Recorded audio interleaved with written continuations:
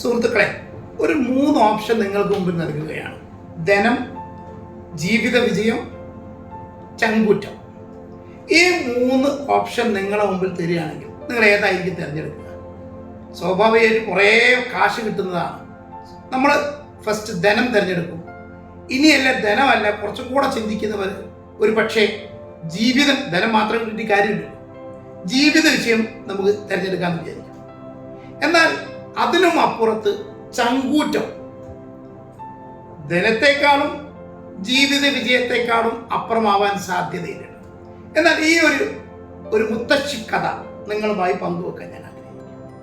ഒരു പുരാതന തറവാട്, പണ്ടത്തെ ഏതോ ഒരു ഇല്ലം എന്നൊക്കെ തോന്നിപ്പിക്കുന്ന ഒരു തറവാട്. ആ തറവാടിന്റെ പടിപ്പുരക്ക് വെളിയിൽ ഒരു 3 യാത്രക്കാരായ സംഘമാകുന്ന 3 അംഗ യാത്രാ സംഘം ആ പടിപ്പുരയുടെ വെളിയിലെത്തിയ ഒരു കഥയാണ്.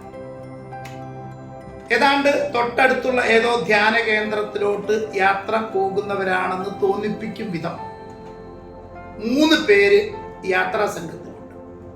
കൂട്ടത്തിൽ ഒരാൾ പ്രായമുള്ള ആളാണ്, ഒരു മധ്യവയസ്കനാണ്, ഒരു ചെറുപ്പക്കാരൻ.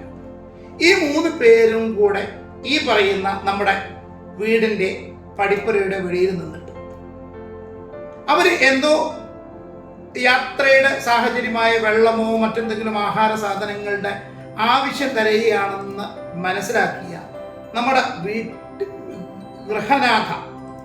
ഗൃഹനാഥ പറമ്പിലെങ്ങനെ ചെയ്തുകൊണ്ടിരിക്കുമ്പോൾ തൻ്റെ വീടിന്റെ പടിപ്പുരയിൽ ഒരു 3 പേര് നിൽക്കുമ്പോഴേ അവരെ ചെന്നിട്ട് കാര്യങ്ങൾ അന്വേഷിക്കുകയും എന്താണ് നിങ്ങൾ യാത്രാ സംഘം, നിങ്ങൾക്ക് എന്താണ് വേണ്ടതെന്നൊക്കെ ചോദിക്കുന്നതാണ് കഥയാണ്. ഈ കഥയിൽ അവര് സ്വയം പരിചയപ്പെടുത്തുന്നുണ്ട്. ഞാൻ ജീവിത വിജയം. കൂട്ടത്തിൽ പറഞ്ഞ ആള്, പ്രായമുള്ള ആള് അവരെ 3 പേരെ പരിചയപ്പെടുത്തുന്നുണ്ട്. ഞാൻ ജീവിത വിജയം. രണ്ടാമത്തെ ആളെ ഊന്നിക്കൊണ്ട് ഇയാള് ധനമാണ്. മൂന്നാമത്തെ ആളെ ചൂണ്ടിക്കൊണ്ട് അത് ചങ്കൂറ്റമാണ്. ഞങ്ങൾ ഇതിൽ നിന്ന് 3 പേരെ വിളിച്ചാൽ വരില്ല, ഞങ്ങൾ ഒരാളെ വരികയുള്ളൂ. അതാണ് കണ്ടീഷൻ. ശ്രദ്ധിക്കേണ്ടത്, 3 പേരും വരില്ല, ഒരാളെ വരികയുള്ളൂ. ആഹാരം കഴിക്കാൻ വേണ്ടി അകത്തോട്ട് വിളിക്കുകയാണ്. ഈ ഗ്രഹനാഥ കൺഫ്യൂഷൻ ആവുകയാണ്. 3 പേരും വരില്ല, ഒരാളെ വിളിക്കുള്ളൂ. ഗ്രഹനാഥ നേരെ വീട്ടിന്റെ അകത്തോട്ട് എത്തുന്നു. അപ്പോഴേക്ക് പറമ്പിൽ ജോലി ചെയ്തുകൊണ്ടിരിക്കുന്ന ഗ്രഹനാഥൻ അവിടെ എത്തുന്നു. അവർ ചർച്ചയാവുന്നു, ആരെ വിളിക്കണം.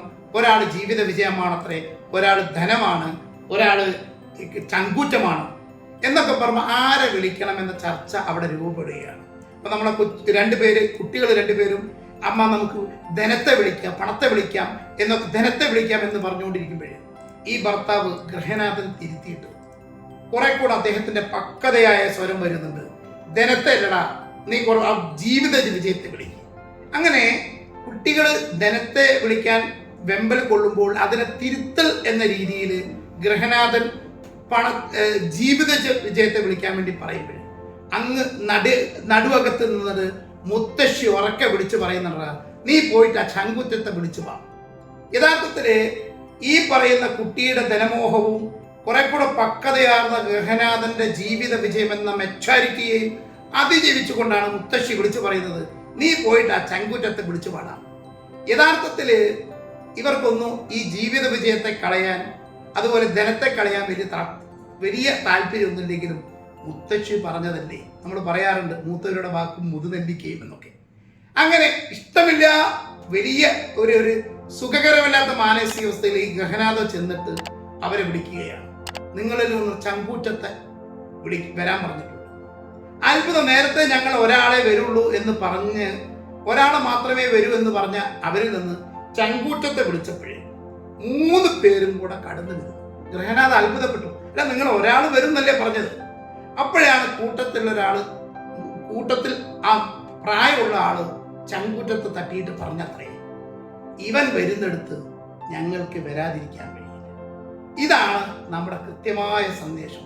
ചങ്കൂറ്റമുണ്ടോ, ജീവിത വിജയവും ധനവും നമ്മുടെ പുറകെ വരും.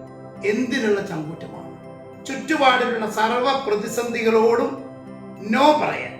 എന്തെങ്കിലും ഒരു നല്ല കാര്യം ചെയ്യാൻ ശ്രമിക്കുമ്പോൾ അതിനോടൊക്കെ നമ്മളെ പിന്തിരിപ്പിക്കുന്ന ഏത് ശക്തി, അത് കുടുംബത്തിന്റെ അകത്തുനിന്നാവട്ടെ, സുഹൃത്പരയത്തുനിന്നാവട്ടെ, കാരണവരുന്നാവട്ടെ, ഇങ്ങനെ നെഗറ്റീവിസം ഏത് വേഷം കെട്ടി വരികയാണെങ്കിലും ആ വേഷവിധാനങ്ങളോട് നോ പറയാൻ, പ്രതിസന്ധികളോട് പ്രയാസങ്ങളോട് നോ പറയാനുള്ള ചങ്കൂറ്റമുണ്ടോ? ചങ്കൂറ്റത്തിന്റെ പുറകെ ജീവിത വിജയവും ധനവും പുറകെ വന്നിരിക്കും.